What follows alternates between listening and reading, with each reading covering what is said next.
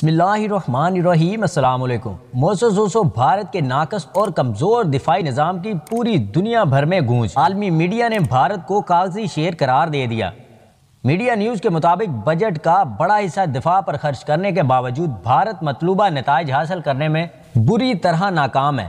بھارتی فضائیہ اس وقت 42 اسکواڈرن کے ساتھ کام کر رہی ہے، جن میں سے صرف 31 میدان میں آ سکتے ہیں۔ MiG-21 جیسے جہاز جو 1964 کے دوران بھارتی فضائیہ میں شامل ہوئے، انہیں سالوں پہلے گراؤنڈ ہو جانا چاہیے تھا۔ آزاد کشمیر پر حملے کے دوران پاکستانی F-16 کے ہاتھوں MiG-21 کی تباہی، اس کا منہ بولتا ثبوت ہے۔ پاکستانی جہاز JF-17 تھنڈر کم لاگت اور بھارتی جہازوں کے مقابلے میں بہتر ہیں۔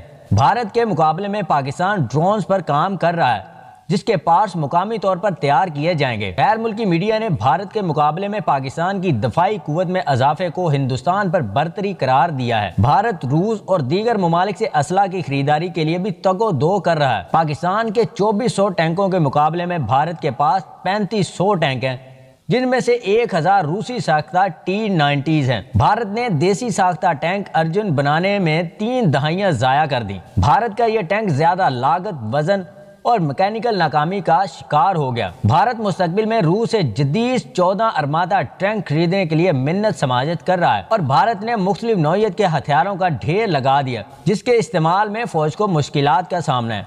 بھارتی نیوی بھی اپنی طاقت بڑھانے کے لیے تنظیم 9 کے عمل سے گزر رہی ہے۔